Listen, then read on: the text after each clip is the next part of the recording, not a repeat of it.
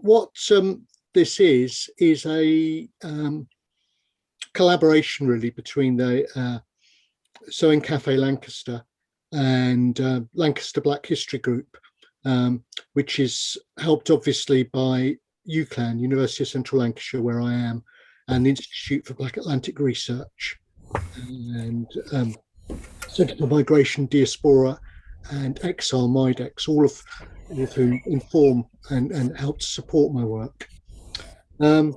So I wanted to kind of welcome you in the sense that the collaboration is going to be based on a project which Lancaster Black History Group started last year, which has been funded by the Necessity Fund.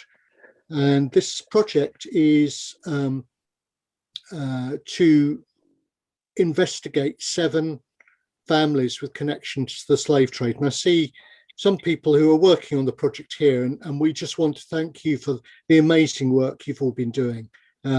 What we've set up is 7 different groups of community researchers ranging in ages from 14 to 80, who are all researching Lancaster families who had connections to the slave trade.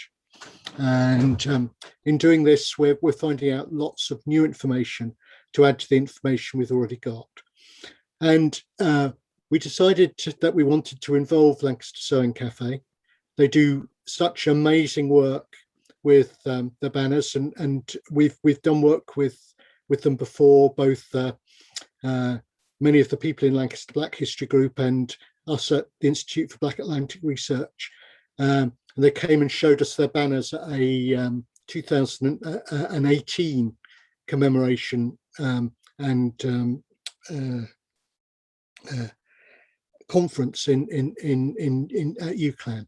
And what the idea is for these sessions is that they get information over the 3 sessions to help them with composing or creating a quilt or a banner or some form of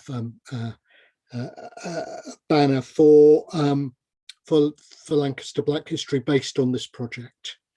And it's going to be quite an epic. But what they felt they needed was some kind of narratives about some of these people. So we're hoping to give them some narratives here. And I'm now going to share my screen, and I'm going to take this opportunity to give a broad outline, because there'll be some people here who don't know that much. And then we're going to get into the storytelling about one particular individual, Frances Elizabeth Johnson. So I'll just share my screen.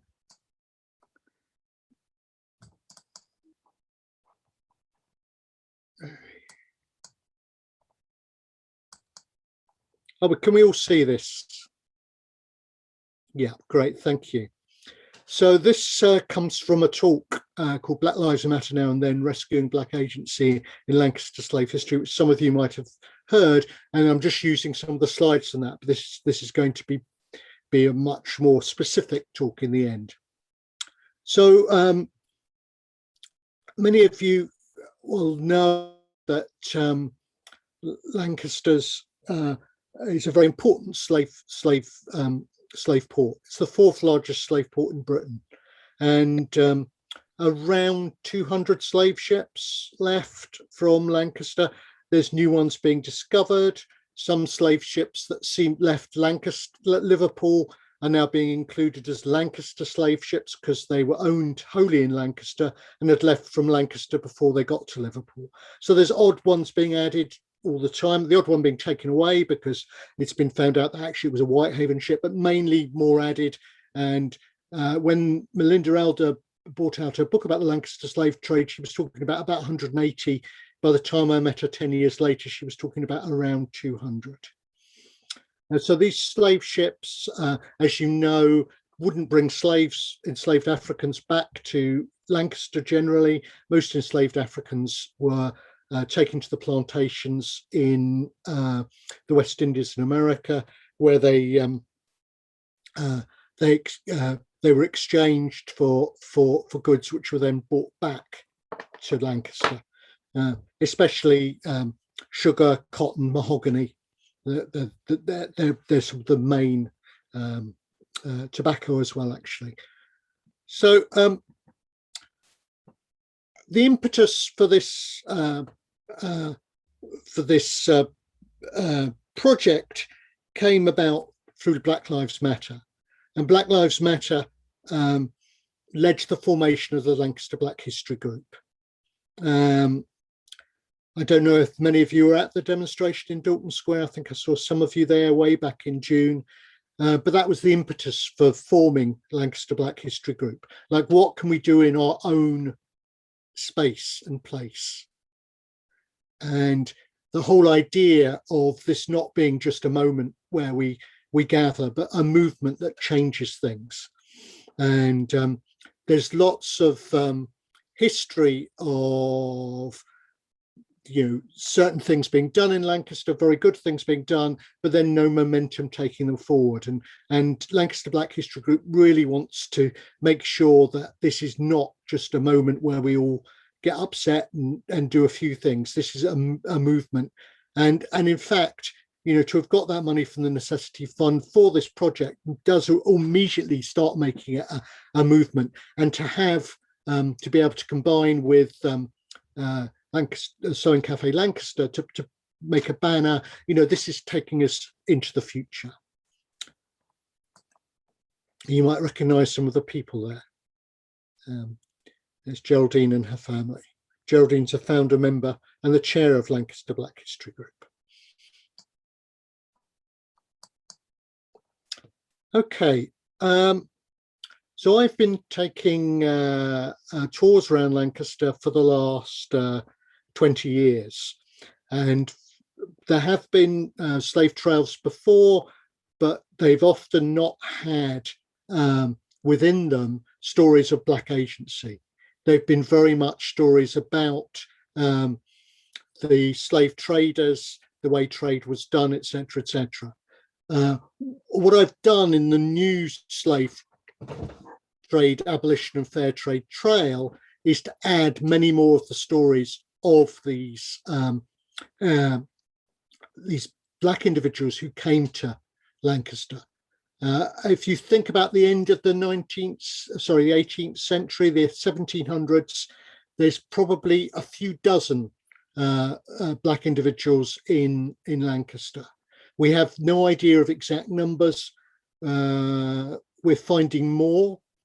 For instance, the runaway database, and this will be a very good place to look if you're interested in this, which is out of Glasgow University, was just created in 2018. And you can type in your hometown there, you type in Lancaster, and you'll find 4 runaway slaves from Lancaster with really interesting stories. And you'll be hearing some of these stories later on in the series if you join us, which are really dynamic and exciting. And I won't spoil those stories by telling you them now. But so that the trail is out there. I've got thousands of copies at home. If you want to take some, a donation to Lancaster Black History Group would be great, but they're there for everyone to have. They were donated by University of Central Lancashire. Sorry, Alan. Yeah. You remind us the link of the webpage to find where you can find this. The runaway stories. Oh, the runaway stories, yeah. It's if you went on Runaway Slaves, Glasgow University, you'd find it. So, and I might put it in the chat later if I get a moment, or someone else could look it up and put it in the chat for me. That would be great. This particular map, for those of you who don't live in Lancaster, can't come pop round to see me and pick it up, or pick it up in the Tourist Information or in the Lancaster Maritime Museum, you can find this map on Visit Lancaster website on their book of maps on the first page. Just after you get a normal map of Lancaster, you get this slave trade and trail map, which I think is great. It just shows the way that how far we've moved already, that's so readily available. And you see there's 22 different places you can go and look at and find out these stories, and it includes the story small part of the story of Frances Elizabeth Johnson. So it was seemed to us to be exceptionally important to have enslaved Africans' agency, to have Black people's agency. And we've put that in here in lots of ways. And so we include stories of abolition as well. And I won't be talking about that specifically today, but following this trail will allow you to do that. And you can follow it remotely from Japan and Germany by looking at the Visit Lancaster website. Okay, I'd urge any of you who live in Lancaster and who haven't had a close look at the memorial for victims of the slave trade, which is down at the quayside, to go and have a look at it. It's amazing that Lancaster was the first place in this country to have a quayside memorial for victims of the slave trade. And some of you might have heard the other night on Front Row, they were talking about memorials. And because it's a very London-centric programme, they went on and on about how there wasn't a memorial to victims of the slaves, because there's not one in London. What they should have said, there is no national memorial to victims of the slaves, because there are some memorials out there. And this one is the first one that was built in a quayside site in Britain. So we're very proud, those of us who are in the Slave Trade Arts Memorial Project, that this got made. So I won't dwell on it now, but we could answer questions about it later. One of the things which is said later on, which is said by us in Lancaster Black History Group, is that there are many portraits of slave traders all over Lancaster in all the museums, but very few memorials and mementos of the Black lives lived in Lancaster. What Sue Flowers, an artist from Melling, did was to, in the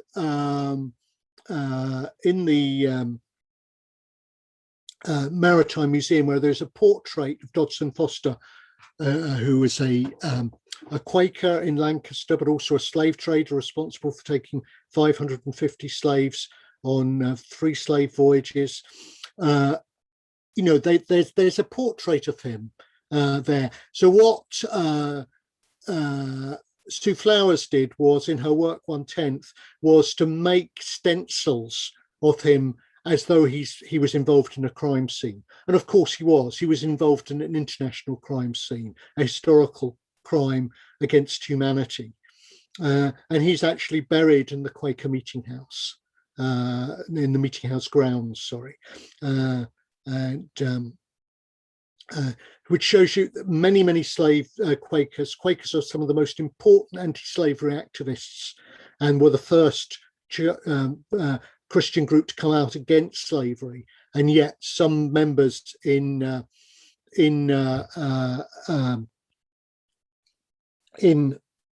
Lancaster were involved as slave merchants. I've spelt his name wrong there, God knows how. Dodson Foster, not Dodd H-S-O-N Foster. Sorry about that. I think I say that every time I do this talk, and then never. So this time I will make that better. Okay, so we know about these stories of enslaved Africans who lived. We know about these stories of slave merchants that lived in Lancaster. We have whole streets named after them. Lindo Square, named after the Lindo family. You'll see again and again memorials to them if you go to the Priory. These and several of them, including Thomas Hind, were mayors of our city. You know, so we have this kind of gigantic kind of freight of that history here. On the slave trail, I take people to 20 Castle Park. It's home of the Setterford family. There were long-running slave merchants, plantation owners, brought slave servant Frances Elizabeth Johnson back from St Kitts in 1777. And they were to move here to this house in 1781. So we'll talk about Frances Elizabeth Johnson in a minute, but I wanted first to talk about how she came to be here. And some of this is speculation. It's speculation based on my knowledge of the slave trade. So John Setterford, the son of the ex-Quaker Benjamin Setterford, he turned Anglican in 1741, was that Benjamin Setterford was a slave trader, and he came. John was over in St. Kitts, and he was a kind of factor a bit for the Gillows family. So, you know, he's connected to the kind of whole mahogany trade as well. The Gillows are famous furniture makers from Lancaster, and the Setterfords and the Gillows are two of the families we're looking at, these slave families. Anyway, whilst there, he met Mary or Polly Rawlins. Now, Mary or Polly Rawlins was connected to Lancaster families, but she was at that moment in St. Kitts on the Rawlins plantation. Now, I have to say at this moment, in honor of my great friend Lisa Merrill in America, that she has a friend who she was at school with called Rawlins. His surname is Rawlins, who's from St. Kitts, and is obviously a descendant from that plantation, of the slaves in that plantation. So, you know, it shows that the story of Lancaster goes worldwide, you know. So anyway, Mary or Polly Rawlins, they get married and then they come back to Lancaster. So this is where the speculation comes in. Frances Elizabeth Johnson comes with them at the age of 27. Now, quite a lot of imported enslaved Africans come over as boys to be servants. Mainly boys, very few girls, but mainly boys come over to be servants.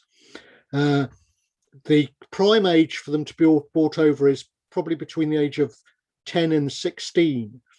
And that, you know, the kind of fashionable accessories to rich people, you know. But she comes over at the age of 27. My speculation is that she is a house servant on the Rawlins plantation, who is very well known to Mary or Polly Rawlins, maybe even her personal house servant. You know why? You know, it seems to me that that's why she comes. She comes to have a bit, you know, so that there's some homeliness for Polly in the house, someone there who she's used to having around, who's been her personal servant, because it, you know, that would fit, I think. But we have no knowledge about her life, the life of Frances Elizabeth Johnson, in any documentation of the Setterfords at this time, apart from her baptismal record, which we'll come to. So we have to speculate, but speculate with knowledge. My knowledge would be from what I know. You know, she's coming over at 27. She's a mature house servant, I believe, and she comes, and eventually she'll get to live in 20 Castle Park when they buy it. Earlier, they're elsewhere in Lancaster. Okay. So this is an artistic impression of Frances Elizabeth Johnson. This has been developed by the artist Samantha Edwards for our work with school children. And this is to make the slave trail relatable for children. So it's a colouring in kind of image with a speech bubble for the children to imagine what she might have said. So this hasn't been, I don't think it's been used yet, but we're sort of developing it. The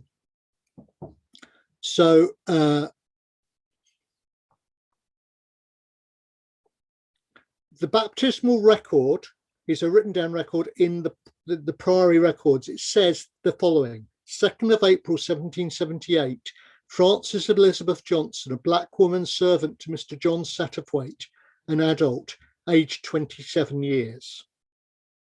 Okay, so for you doing the banner, this is all we know in terms of the contemporary. We'll talk about what we know later, but this is all we know from contemporary records about Frances Elizabeth Johnson. Unless someone in the audience can, in the question time, tell me something else that we know from the contemporary record, from that record in the 18th century. Okay, so this is how you might colour in Frances Elizabeth Johnson. So this is Geraldine's explanation of what she wanted to do with this kind of resource. In order to make the slave trail relatable to children, we create a version which humanised Frances as a person and not just a slave, with images of slavers immortalised in many of the buildings in Lancaster as portraits, yet not a single image of any of the known enslaved people who once loved her. So I think that was, yeah, I just copied and pasted this without checking it the other day. So again, another spelling mistake. This is a disgrace from an English professor. And don't report me, whatever you do. I think it's probably a sacking offence. Samantha wanted Frances to be the main character in this story, so created this illustration, which invites children to imagine what she may have said by writing in a speech bubble. So I'll correct all that. Sorry about that. It's transcription error, I think. That's what I'll put it down to. So, you know, that's the kind of idea of this.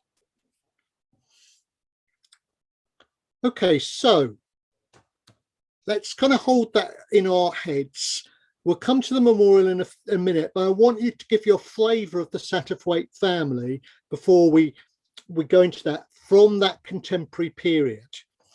So maybe I'll just go to the previous, and then we can, so you can sort of feast your eyes on that. No, I'll go to the previous before that without the spelling errors. I don't want you to look at my spelling errors or the transcribed errors.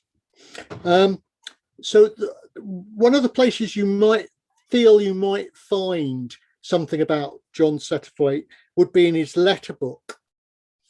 But what you don't really find anything about her. What you find is about how deeply involved he was in the slave trade. So really, I'm trying to give everyone a kind of idea that this is not just someone who's just dabbling and kind of, you know, on the periphery. He says, I am concerned in a small Guinea man, the Sally, Captain Harrison, this is September 1781, who may be expected at St. Kitts pretty soon after this letter may reach you. That if it's agreeable for you to take her up, will you be so obliging on receipt here of to drop Mr. Robinson a line, acquainting him what you think a small cargo of from about 100 to 150 slaves might fetch?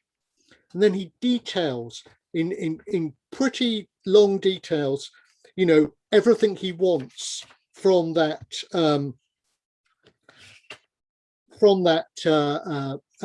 voyage.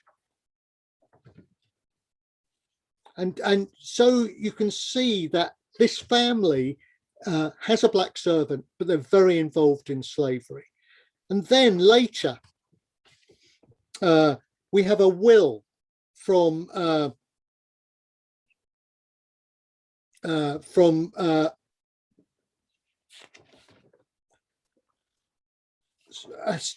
member of the Stedman family, who's involved in the Rawlins plantation.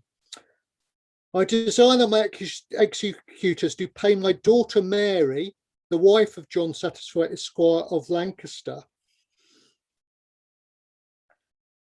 within 6 months after my decease, the sum of £500 sterling money, unless the same be paid by myself in my lifetime in satisfaction of a parcel of negroes belonging to her and left in my possession when she quitted the island of St. Christopher. So this is Frances Elizabeth Johnson's mistress going to be left enslaved Africans in the will of her uncle, I think. So, you know, what I want to stress to you is that this is not just some people who have their one servant here, you know, Frances Elizabeth Johnson. These are people deeply enmeshed in the system of transatlantic slavery.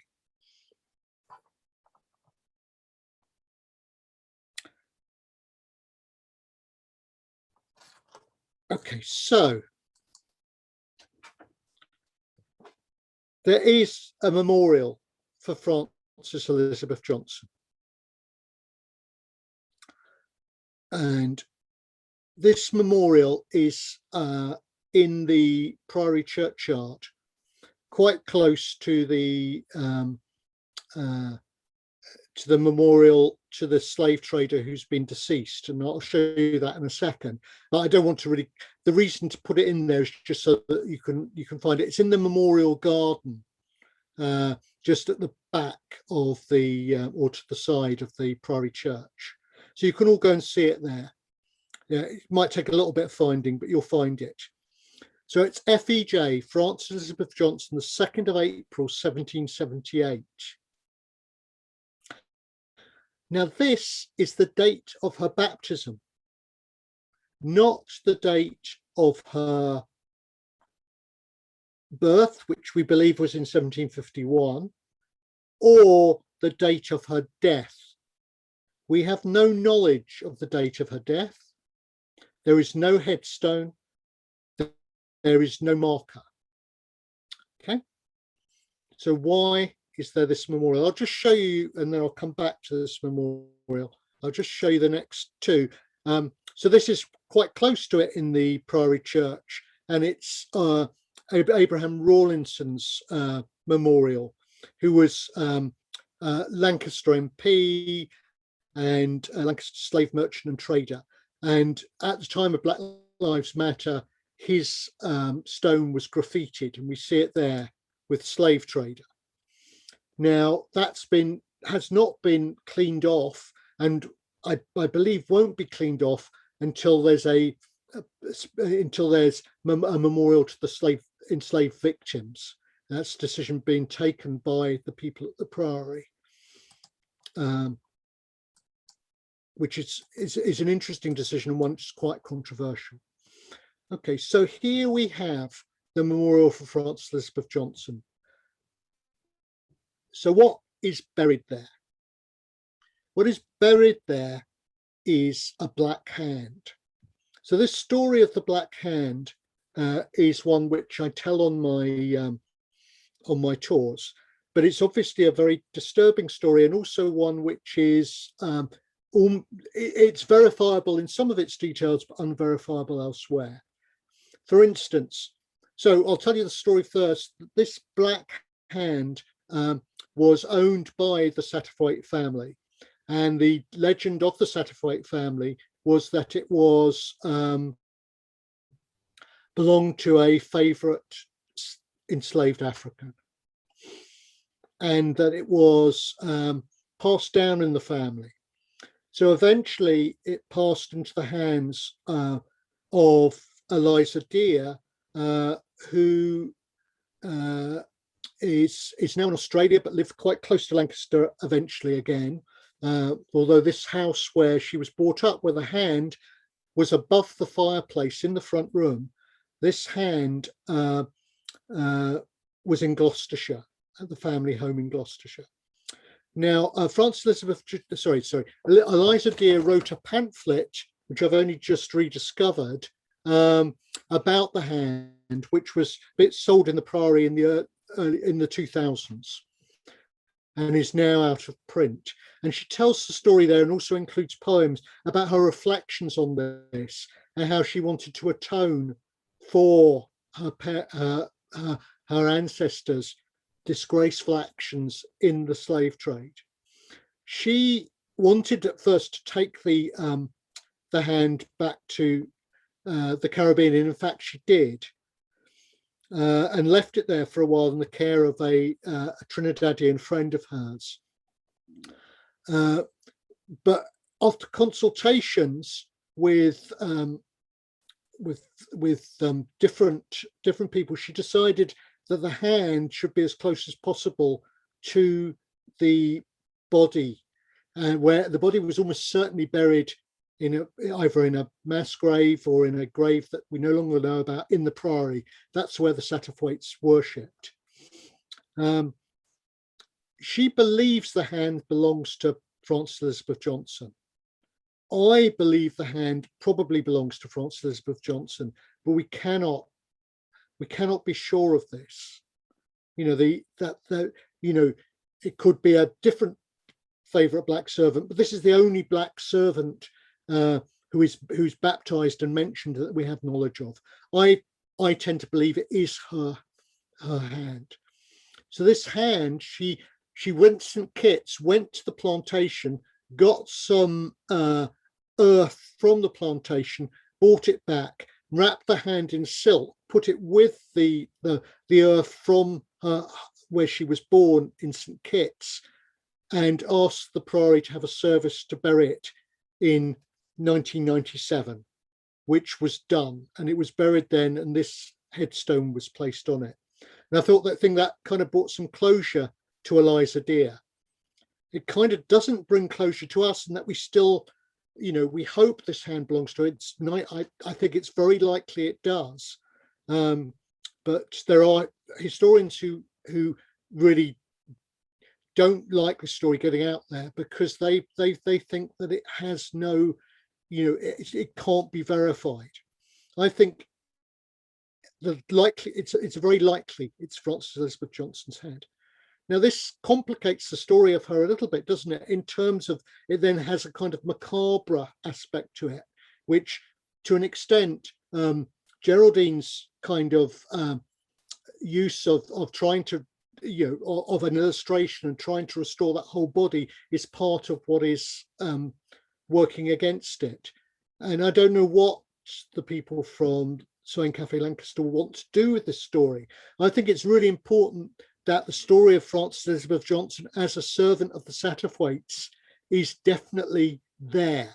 And this memorial stone is there, and it's to her, and the hand is probably hers inside it. So, I think there are very few slave women we have knowledge about at all in Lancaster. Okay, this might be the only one we have this amount of information about. So I think it's going to, it's going to be a negotiation around the macabre aspects of this. What Eliza Deer's mother said was that when she handed over the hand, or went at some point, was that was that there was a kind of sorry, I'll just find the exact quote because I don't want to misquote her. In Pride's position over the fireplace was a black hand. It was dried. The bones were cut neatly, and I was told it had belonged to someone's favourite slave. My mother was very proud of it, of this hand. Okay, so, this hand, her mother was proud of it. And then I write about that pride. So I just want to share that with you because I think it's a way of thinking about this and thinking about Lancastrians and slavery.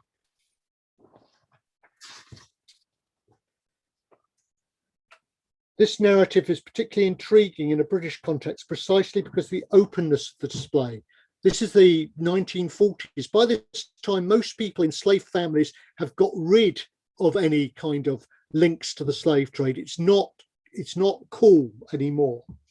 But it was never cool, but you could flaunt it in the 18th century. There were many people who would think that slavery was something where you were civilizing, sorry, inverted commas, around that African peoples, By the mid-20th century, any traces linking slaving families or institutions to their dark past were usually obliterated as shameful indices of pasts that were hopefully long forgotten. In this family, it seems to exist almost as a trophy, placed amid hunting ephemera, and like these indices of wealth and power exhibiting the heft of the old merchant family. The incidental details from Deer's recollections are chilling. The hand had belonged to someone's favourite slave, the implication being that it was perfectly within the rights of the owner to continue the custodianship of the body after its death. And I think that is what it's about. It's about power. We keep this hand. Yes, of course, we pretend to an affection. How can you have affection for someone that you enslave? That's a complex issue. But actually, it shows that out that it's a kind of way of saying what we did was okay. Her mother's pride in this frankly grotesque family heirloom is chilling. And in fact, we hear later on that it's used as a plaything by her daughter. She encourages her daughter to play with it, to bring it down and play with it. So that's obviously grotesque. Dear's mother was very proud of the hand, and her pride and that of her ancestors that made them believe they had the right to cut off the hand and retain it as a memento, I think can be best understood in light of Dion Brand's astute observation of the way slave owners inhabited the bodies of their slaves. They are the captors who enter the captive's body, already inhabiting them as extensions of themselves, with a curious disassociation which gave them the ability to harm them as well. The parts of them they wish to harness and use with none of the usual care of their own bodies, projections of the sensibilities, consciousness, needs, desires, and fears of the captors. It's a way of projecting. You keep this to project yourself onto that slave body that you projected these things onto when it was alive. So, it's a very complex story, but a story that I think you need to tell an aspect of, because there is, here we have an enslaved Black woman in Lancaster, and we know where she lived. That house is there, you can see it. We know where there's a memorial to her. Okay, I just wanted to briefly say about other Black women in 18th century and early 19th century Britain. And there's sort of two ways that they come over much more readily. This is Dido Bell. You might have seen the film Bell with her cousin, Lady Elizabeth Murray. So she was a free Black woman, although there's a complexity about her freeness in that, she was the daughter of the Lord Mansfield's nephew, I think. Anyway, and she lived in Harewood House as a companion to a Lady Elizabeth Murray. So this is a very different story to that, but I just wanted you to kind of be aware there are many different kinds of stories. This would be a very rare story, a kind of free Black woman of this status. And there's another story of a free Black woman, but of not quite such large status, and that's Margaret McGuffey, who was in Wigtown just after the end of slavery. And she was bought by her father, John McGuffey, who was later to become the provost of Wigtown, as because he was worried at the end of slavery, because she was not pure Black, that she would be caught up and be discriminated against. So it's a very strange worry. But and she lived in a house in Wigtown. She never married, called Barbados Villa, named after the place she was from by her father, because that's where he made his fortune. And she became known as the Dark Lady of the Big House. She lived a long time. She was about 75 or 80 when she died, and she's buried in Mockram Churchyard up there in Wigtown, near Wigtown in Dumfries and Galloway. So, there are multiple stories. There are free Black women as well as enslaved Black women, but most of the stories will be of enslaved Black women.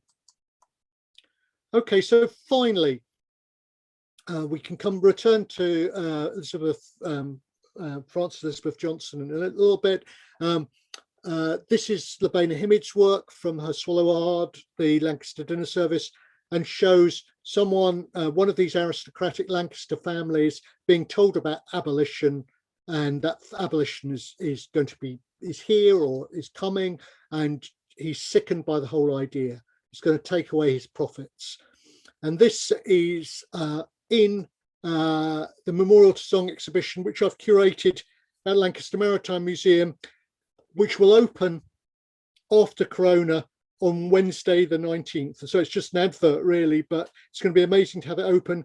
And you can visit an online version of it and at the Visit Lancaster website, and the link is there, especially for people who can't get to Lancaster, but soon all residents of Lancaster at least will be able to book tickets and maybe beyond. So I hope to see some of you there.